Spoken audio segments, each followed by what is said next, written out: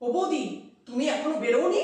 কাজটা শেষ হয়ে গেলেই বেরোবো। তুমি এত হাঁপাচ্ছ কেন? বোস বাড়ির বৌদি আসছে তোমার সঙ্গে ঝগড়া করতে, শিগগিরই পাইলে যাও। তুমি নাকি সব ওই পাড়ার সব পুরুষ মানুষদের মাথা একেবারে খেয়ে ফেলে দিচ্ছ। কি বলছো বলো তো? যাও, খোলো দরজাটা। এই যে বৈশাখী, তোমার সঙ্গে একটা জরুরি কথা বলতে এলাম। এসো, বসো। জানি তুমি খুব ব্যস্ত মানুষ, তাও কথাটা তোমার শুনতে হবে। কি হয়েছে গো? দেখো বাবু, তোমার জন্য কিন্তু আমাদের সব সংসার, ওই যে পাড়ার আর সব বউরা আছে, সবার সংসারে খুব অশান্তি হচ্ছে।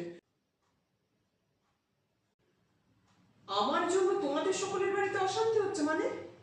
এই পুরুষ মানুষদের মাথাগুলো চিবিয়ে খাচ্ছ, এটা কি ভালো হচ্ছে?